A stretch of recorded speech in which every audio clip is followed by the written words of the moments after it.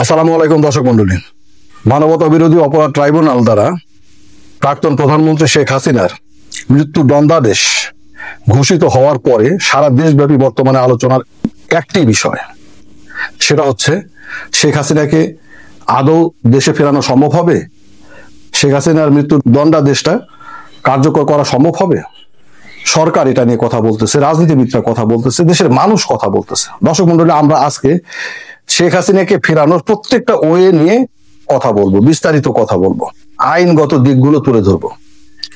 দর্শক মন্ডলী, মোট 4টা পদ্ধতিতে শেখ হাসিনাকে দেশে ফেরানোর বিষয়ে কথাবার্তা হচ্ছে।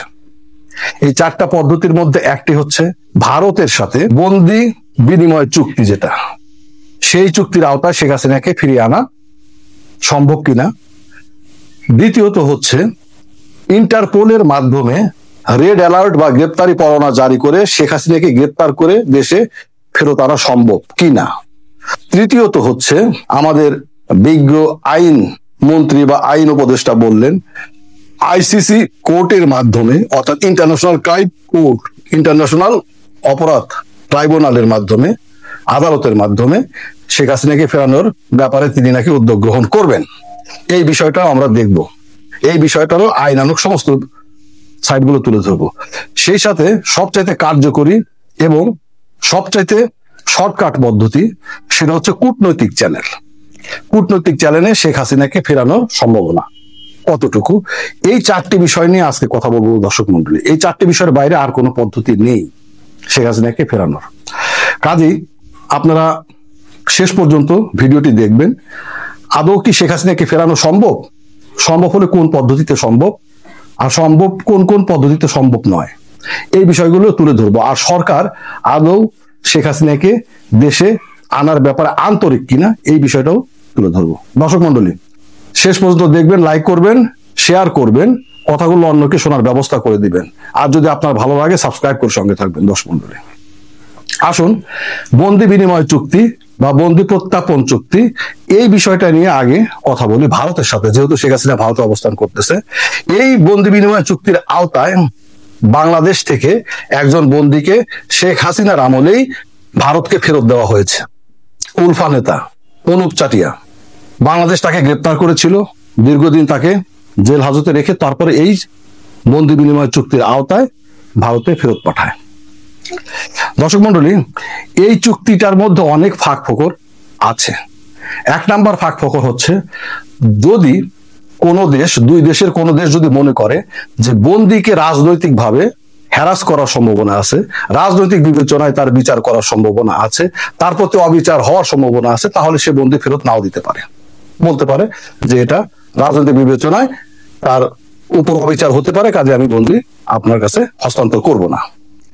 দ্বিতীয়ত হচ্ছে, যদি বন্দির প্রাণ সংশয়ের সম্ভাবনা থাকে, অর্থাৎ বন্দিকে ফেরত দিলে যদি বন্দির জীবন নাশের সম্ভাবনা থাকে, মৃত্যুর সম্ভাবনা থাকে, তাহলে চাইলে ফেরত নাও দিতে পারে, তবে চাইলে কিন্তু ফেরত দিতে পারে। যেমন অনুপ চাটিয়া, আপনার উলফা নেতা, উনাকে কিন্তু শেখ হাসিনা ফেরত নাও দিলে পারতেন। উনি এক কথায় বলতে পারতেন যে উনি রাজনৈতিক একটা সংগঠনের, সেটা নিষিদ্ধ সংগঠন বটে, কিন্তু রাজনৈতিক সংগঠনের বা তিনি রাজনীতির সাথে যুক্ত, অতএব রাজনৈতিক বিবেচনায় তার প্রতি অবিচার করা হবে, আমি তাকে ফেরত নাও দিতে পারি, আমি তাকে ফেরত দেবো না। কিন্তু শেখ হাসিনা তাকে ফেরত দিয়েছেন।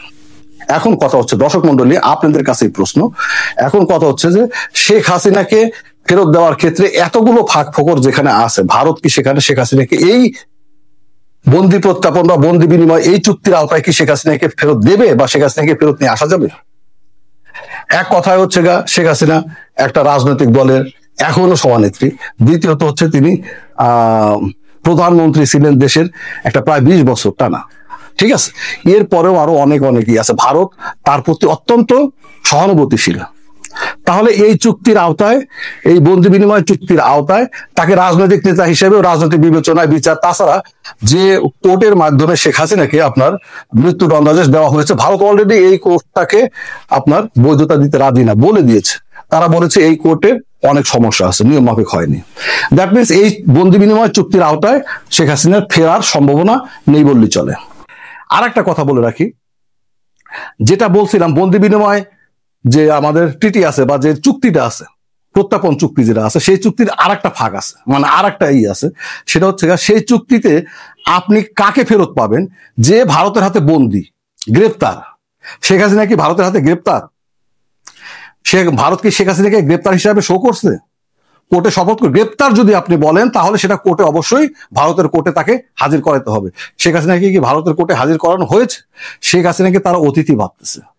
তারা শেখ হাসিনাকে রাজনৈতিক একটা মর্যাদা দিয়ে রাখছে, তাকে গ্রেপ্তার হিসেবে দেখানো হয় নাই। গ্রেপ্তার আগে তাকে গ্রেপ্তার হিসেবে দেখাইতে হবে, তারপরে তাকে বিনিময়।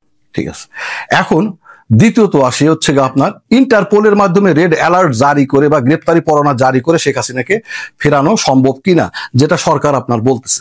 দেখেন, সরকার কিন্তু রাজনীতির অংশ। সরকার জনগণকে তুষ্ট করার জন্য অনেক কথাই বলে।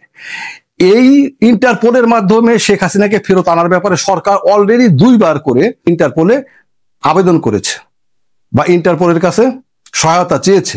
সেটা প্রায় 1 বছর আগে একবার, অর্থাৎ গণঅভ্যুত্থানের পরেই শেখ হাসিনাকে ফেরত আনার ব্যাপারে ইন্টারপোলে সরকার একটা চিঠি দিয়েছিল। ইন্টারপোল কোনো রেসপন্স করে নাই। 5-6 মাস আগে আবার ইন্টারপোলে আরেকটা চিঠি দিয়েছিল, সেখানেও কোনো রেসপন্স করে নাই। এখন আবার ইন্টারপোলে তারা একটা চিঠি দিতে চাচ্ছে যে রেড অ্যালার্ট জারি করে, যেহেতু তাকে অপরাধ হিসেবে কোর্ট সাব্যস্ত করেছে এবং মৃত্যুদণ্ডের রায় ঘোষণা করেছে, সরকার মনে করতেছে যে হয়তোবা ইন্টারপোল এই সময় একটা পদক্ষেপ নেবে। দর্শক মন্ডলী, ইন্টারপোলের গঠনতন্ত্র বা সংবিধান বা ইন্টারপোলের যে নিজস্ব যে নিয়ম কানুন, সেই নিয়ম কানুনের বাইরে কি ইন্টারপোল কোনো কিছু করে বা করবে? আন্তর্জাতিক পুলিশ সংস্থা। ইন্টারপোলের কনস্টিটিউশনে সুন্দর করে লেখা আছে, ডাইরেক্টলি লেখা আছে, ওনারা রাজনৈতিক বিবেচনায় কোনো অপরাধীকে গ্রেপ্তার করবে না বা গ্রেপ্তার করে না বা গ্রেপ্তার করা তাদের জন্য নিষিদ্ধ। রাজনৈতিক নেতাকর্মী, ধর্মীয় ব্যক্তিত্বদের ওনারা গ্রেপ্তার করেন না। গ্রেপ্তার করার নিয়ম তাদের আইনে নেই। জাতিগত নেতা, গোষ্ঠীগত নেতা, যেরকম আমাদের দেশে নাই এরকম, কিন্তু দেখেন পাকিস্তানে অসংখ্য গোষ্ঠী আছে, জাতি আছে। এই সমস্ত জাতিগত নেতৃবৃন্দকেও তারা আপনার মনে করেন যে গ্রেপ্তার করতে তাদের আইনে নিষেধ করা আছে। আর একটা পদ্ধতি আছে, সেটা আমি আপনার বললাম না। এই মোট 4টা বিষয়ে তারা কোনো ধরনের হস্তক্ষেপ করে না। এখন কথা হচ্ছে, একটু এক্সাম্পল হিসেবে বলি, গত আওয়ামী সরকারের আমলে, শেখ হাসিনার আমলে, শেখ হাসিনা ইন্টারপোলে প্রভাব খাটিয়ে বা ইন্টারপোলের মাধ্যমে তারেক জিয়ার নামে গ্রেপ্তারি পরোয়ানা জারি করিয়েছিলেন, মানে রেড অ্যালার্ট জারি করিয়েছিলেন তারেক জিয়ার নামে। কিন্তু পরবর্তীতে এটা জারি করার পরেও ইন্টারপোল আবার সেটা উইথড্র করে নেয়, তুলে নেয় নিজের থেকেই। কেন তুলে নেয়? যখন তারেক জিয়া ইন্টারপোলের কাছে তারেক জিয়ার মাধ্যমে কাগজপত্র যায় যে তিনি একটা রাজনৈতিক দলের নেতা এবং রাজনীতির সাথে যুক্ত, রাজনৈতিক কারণে তিনি আপনার মনে করেন যে দেশের বাইরে অবস্থান করতেছেন, তখন ইন্টারপোল এটা সাক্ষ্য প্রমাণ যখন পেয়ে যায়, তখন ইন্টারপোল তার গ্রেপ্তারি পরোয়ানা তুলে নেয়। কারণ রাজনৈতিক ব্যক্তিত্বদের বা রাজনৈতিক বিবেচনায় কাউকে তারা গ্রেপ্তার করে না। এখন বলেন, শেখ হাসিনা কি রাজনৈতিক নেতা? রাজনৈতিক বিবেচনায় রাজনীতির মধ্যে তাকে কি কাউন্ট করা চলে? তিনি কি রাজনীতির বাইরের লোক? কেন ইন্টারপোল দুইবার বাংলাদেশ সরকার আবেদন করার পরেও শেখ হাসিনাকে গ্রেপ্তার করার বিষয়ে আপনার উদ্যোগ গ্রহণ করে নাই?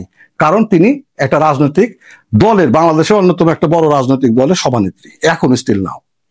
তো কথা হচ্ছে যে এইবারও কি তাহলে সরকারের আবেদনে ইন্টারপোল সাড়া দেবে? দর্শক মণ্ডলী, এই প্রশ্নটা আপনাদের কাছে থাকলো, আপনারাই এর উত্তর দেবেন। আসেন 3 নাম্বার, এই বিষয়টা আসলে কারোরই মাথায় ছিল না। এটা আমাদের আইন উপদেষ্টা বা আইন মন্ত্রীর মস্তিষ্ক প্রসূত একটা পদ্ধতি। সেই পদ্ধতিটা হচ্ছে আইসিসি, ইন্টারন্যাশনাল ক্রাইম কোর্ট এর সহায়তা নিয়ে আপনার শেখ হাসিনাকে ইন্ডিয়া থেকে বাংলাদেশে নিয়ে আসা। দর্শক মণ্ডলী, ইন্টারন্যাশনাল ক্রাইম কোর্ট এটা একটা কোর্ট, এর কাজ হচ্ছে বিচার করা। ইন্টারন্যাশনাল ক্রাইম কোর্ট এটা অপরাধীদের বিচার করে থাকে। এইটা কখনো কোনো মিডলম্যান হিসাবে, মধ্যস্থতাকারী হিসাবে এখন পর্যন্ত ইন্টারন্যাশনাল ক্রাইম কোর্টের জন্ম থেকে এখন পর্যন্ত কোনো মিডলম্যান হিসেবে কাজ করেছে এরকম কোনো উদাহরণ নেই। দ্বিতীয়ত হচ্ছে, ইন্টারন্যাশনাল ক্রাইম কোর্ট কাদের বিচার করে সেই জিনিসটা একটুখানি আপনাদের জানা দরকার। ইন্টারন্যাশনাল ক্রাইম কোর্ট ওই সমস্ত অপরাধীদের বিচার করে যে সমস্ত অপরাধীদের ওই দেশ বিচার করতে পারে না, যে কোনো কারণে হোক। মানে সে মানবতা বিরোধী অপরাধ করছে, কিন্তু রাজনৈতিক কারণে হোক, যে কোনো কারণে হোক, সেই লোকের যে নিজস্ব দেশ, সেই দেশের আইনে তার বিচার করা যাচ্ছে না, তখন ইন্টারন্যাশনাল ক্রাইম কোর্ট বিচারের উদ্যোগ গ্রহণ করে থাকে। কথা হচ্ছে ইন্টারন্যাশনাল ক্রাইম কোর্ট সেই বিষয়ে কখনোই নাক গলায় না যে বিষয়ে যার বিচার নিজের দেশ করার উদ্যোগ গ্রহণ করে, তার বিষয়ে ইন্টারন্যাশনাল ক্রাইম কোর্টের কোনো এখতিয়ার নাই, সে সেখানে নাক গলায় না। এই বাংলাদেশে যখন শেখ হাসিনার বিচার শুরু হয়, তখন কিন্তু শেখ হাসিনা নিজেকে সেভ করার জন্য বা নিজের বিচারটা ইন্টারন্যাশনাল ক্রাইম কোর্টে করানোর জন্য তিনি নিজেই যোগাযোগ করেছিলেন, বলা যায় আবেদনও করেছিলেন।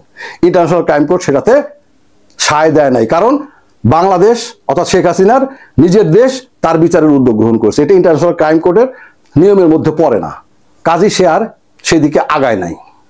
এখন কথা হচ্ছে আমাদের দেশের নিয়মে একজন শাস্তিপ্রাপ্ত অপরাধীকে তিনি ধরার এখতিয়ার রাখেন কি? তার কি কোনো গ্রেপ্তারি পরোয়ানা জারির কোনো এখতিয়ার আছে? সে কি, তার কি কোনো পুলিশ ফোর্স আছে? সে কি কোনো দেশের উপরে চাপ প্রয়োগ করতে পারে অপরাধীকে আপনার মনে করেন ফেরত দেওয়ার বিষয়ে? এর কোনোটাই না। দ্বিতীয়ত হচ্ছে দুইটা সবচেয়ে বড় পয়েন্ট। ইন্টারন্যাশনাল ক্রাইম কোর্ট তাদের আইনের আওতায় মৃত্যুদণ্ডের বিপক্ষে, তাদের সর্বোচ্চ শাস্তি 30 বছর কারাদণ্ড, তাদের সর্বোচ্চ শাস্তি হচ্ছে 30 বছরের কারাদণ্ড, এটাই সর্বোচ্চ। মৃত্যুদণ্ডের বিরোধী তারা। তাহলে যেখানে মৃত্যুদণ্ডের তারা বিরোধী, সেখানে আপনি মৃত্যুদণ্ড যাকে দিলেন তার বিষয়ে তারা ইন্টারফেয়ার করবে? দর্শক মণ্ডলী, এই প্রশ্নটা আপনাদের কাছে। দ্বিতীয়ত হচ্ছে তারা যদি ইন্টারফেয়ার করতে চায়, ধরে নিলাম করতে চাইলেও তারা প্রথমেই বলবে তোমরা তোমাদের বিচারটাকে স্থগিত করো, তাদের বিচার করার জন্য তোমরা পারমিশন দাও, যে তোমরা তার বিচার করবা না, তাহলে আমরা তার বিচার করব, তখন আমরা দেখব। কিন্তু ইন্টারন্যাশনাল ক্রাইম কোর্ট অপরাধীর অনুপস্থিতিতে বিচার করে না। শেখ হাসিনাকে তাহলে তাদের কাছে উপস্থিত করাইতে হবে, তাহলে তারা বিচার করবে, কিন্তু সেক্ষেত্রে কিন্তু মৃত্যুদণ্ডাদেশ বাতিল হয়ে যাবে। শেখ হাসিনার যদি সব সাক্ষ্য প্রমাণ সবকিছু ঠিকঠাক থাকে, তাহলে সর্বোচ্চ রায় 30 বছরের কারাদণ্ড হতে পারে, এর বাইরে এর চাইতে বেশি কিছু হওয়ার সম্ভাবনা নাই। দ্বিতীয়ত হচ্ছে ইন্টারন্যাশনাল ক্রাইম কোর্ট কোন সকল দেশের উপরে তার এখতিয়ার খাটাতে পারে, তার খবরদারি খাটাইতে পারে। ইন্টারন্যাশনাল ক্রাইম কোর্ট ইউরোপীয় ইউনিয়নদের উদ্যোগে একটা কোর্ট, ইন্টারন্যাশনাল কোর্ট করা। এখানে সব দেশই এইটার আওতাভুক্ত হয়নি, সব দেশই এখানে সাইন করে নাই। যারা এই ইন্টারন্যাশনাল ক্রাইম কোর্টের এই অ্যাগ্রিমেন্টে সাইন করেছে, শুধুমাত্র ইন্টারন্যাশনাল ক্রাইম কোর্ট তাই সেই সমস্ত দেশগুলোর উপরে খবরদারি করতে পারে বা খবরদারি করার এখতিয়ার আছে। সেখানে বাংলাদেশ সাইন করেছে, কিন্তু ভারত, আমেরিকা, রাশিয়া, চীন, এই 4টা বড় দেশ, বড় শক্তি, এরা কেউ ইন্টারন্যাশনাল ক্রাইম কোর্টের সাথে চুক্তিবদ্ধ নয়। অর্থাৎ এই 4টা দেশের উপরে ইন্টারন্যাশনাল ক্রাইম কোর্টের কোনো এখতিয়ার নাই।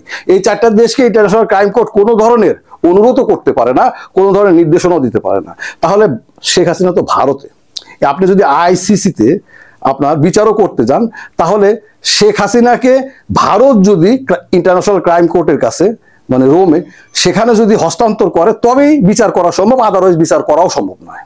তাহলে ইন্টারন্যাশনাল ক্রাইম কোর্ট, যার ভারতের উপরে দালিলিক কোনো এখতিয়ার নাই, কোনো চুক্তি নাই, সে কিভাবে শেখ হাসিনাকে ফেরানোর ব্যাপারে ভারতের সাথে দুতিয়ালি করবে? আমাদের আইন উপদেষ্টা কিসের প্রেক্ষিতে, তিনি তো আইনমন্ত্রী, তিনি কিসের প্রেক্ষিতে তিনি আইসিসির কথাটা বললেন? রাজনৈতিক ভাষা, আমরা আসলে আম জনতা, আমরা খোঁজ খবর রাখি না, আমাদেরকে সবাই রাম বুঝ দিতে চায়, সমস্ত রাজনীতিবিদরা আমাদের ছাগল ভাবে, এই বর্তমান সরকারের উপদেষ্টারাও আমাদেরকে ছাগল ভাবে। আমাদের ছাগলকে যেভাবে কাঁঠাল পাতা খাওয়ায়, ওরাও সেভাবে খাওয়াইতে চায়।